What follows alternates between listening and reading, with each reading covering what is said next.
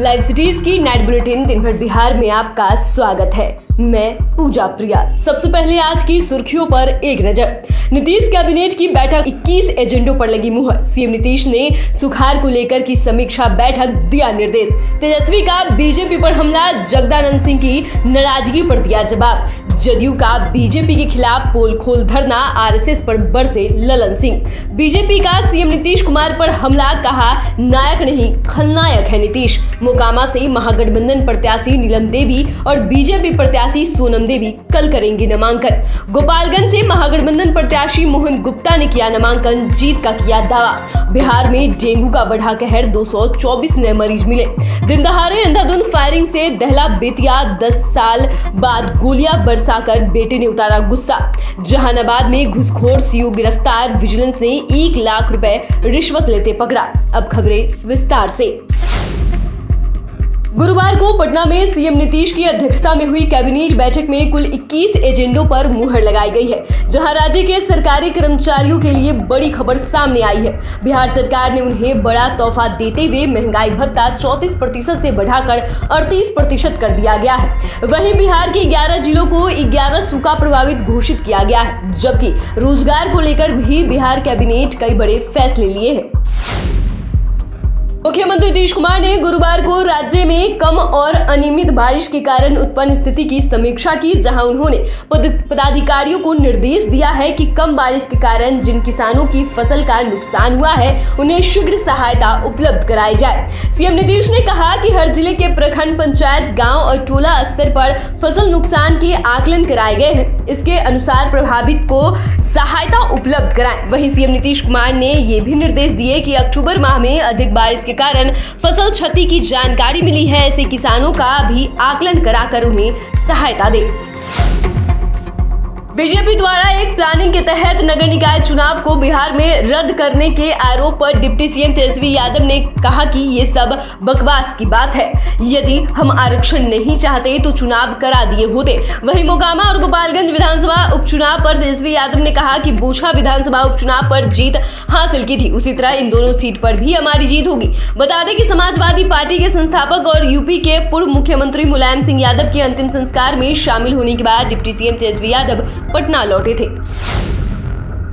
Patna high court की तरफ से निकाय चुनाव पर रोक लगाए जाने के विरोध में जदयू ने आज पूरे बिहार में बीजेपी के खिलाफ पोल खोल हल्ला बोल कार्यक्रम का आयोजन किया। पटना के गांधी मैदान में गांधी मूर्ति के नीचे जदयू नेता सहित कार्यकर्ता धरने पर बैठे रहे। इस दौरान जदयू के राष्ट्रीय अध्यक्ष ललन सिंह ने कहा कि बीजेपी का एजेंडा आरएसएस को खत्म करना है। वहीं आरएसएस हमला करते हुए उन्होंने कहा कि आरएसएस प्रमुख मोहन भागवत ने 2015 के चुनाव के पहले ही जब ये कहा था कि आरक्षण व्यवस्था पर पुनर्विचार करना चाहिए, उसी समय हम लोग को लग गया था कि भारतीय जनता पार्टी का ये एजेंडा है कि इस देश में आरक्षण व्यवस्था को समाप्त कर दिया जाए।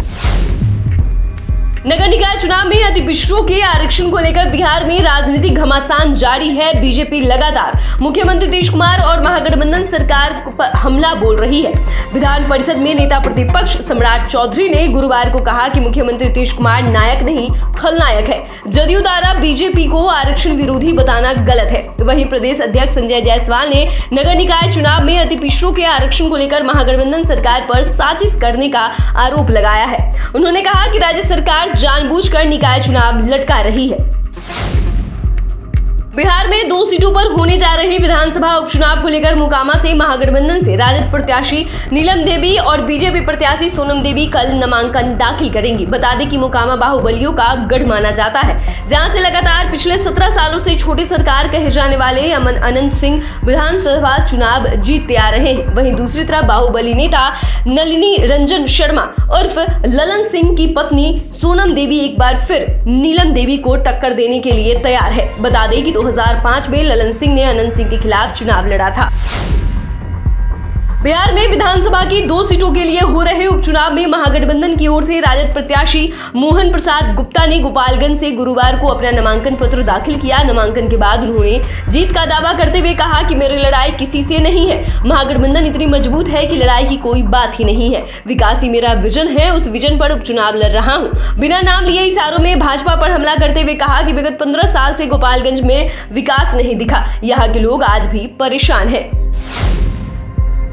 बिहार में डेंगू का कहर बढ़ता ही जा रहा है। राजधानी पटना में हालात सबसे ज्यादा खराब है। यहाँ डेंगू खतरनाक रूप लेता जा रहा है। यहाँ डेंगू से एक 10 साल के बच्चे की मौत हो गई है। बच्चे का इलाज एनएमसीएच में चल रहा था। आपको बता दें कि शहर के अलग अलग इलाकों से 224 नए मरीज मिले हैं। दूसरी ओर बिहार में डेंगू पर सियासी घमासान मच गया है। नेता प्रतिपक्ष विजय सिन्हा ने कहा कि स्वास्थ्य विभाग की व्यवस्था चरमरा गई है। वहीं तेजस्वी यादव ने कहा कि डेंगू को लेकर बिहार स्वास्थ्य विभाग अलर्ट है, तत्काल सारी व्यवस्था दुरुस्त करने के निर्देश दे दिए गए हैं।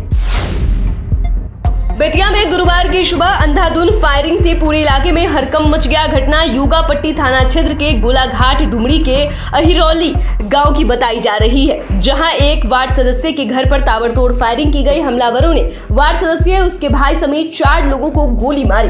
ग्रामीणों ने एक अपराधी को पिस्तौल सहित पकड़कर पुलिस को सौंप दिया है। वहीं पूरे मामले पर खुलासा करते हुए पुलिस ने बताया कि हमला करने वाला रंजीत पटेल ने बदले में ये हमला किया। उसकी मां को करीब 10 साल पहले ही वार्ड सदस्य का भाई विजय पटेल भगा ले गया था। रंजीत पटेल और विजय पटेल दोनों आपस में ममेरे फुफेरे भाई हैं। इस घटना के बाद रंजीत पटेल के पिता ने दूसरी शादी कर ली थी। इस रंजिश को लेकर रंजीत ने अपने दूसरे फुफेरे भाई पर हमला किया।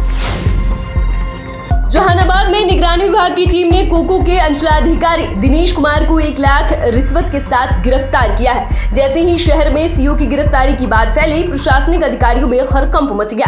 निगरानी विभाग की टीम ने बताया कि हमें राहुल कुमार नामक व्यक्ति ने शिकायत की थी। उसने बताया था कि दाखिल खारिज कराने के लिए उसने 29 सितंबर को आवेदन दिया था, लेकिन अंचलाधिकारी इसके एवज में उससे 1 लाख रुपए की मांग की। जब उसने पैसे नहीं दिए तो सीओ ने दाखिल खारिज नहीं किया। अंचलाधिकारी के खिलाफ राहुल ने निगरानी विभाग के सामने शिकायत दर्ज कराया, जिसके बाद विभाग ने अपनी टीम के द्वारा जाल बिछाया। तो फिलहाल के लिए नाइट बुलेटिन में बस इतना ही। अगर आपने अभी तक चैनल को सब्सक्राइब नहीं किया है तो सब्सक्राइब कर ले। फेसबुक पेज को लाइक करना ना भूले। वीडियो देखने के लिए आपका धन्यवाद।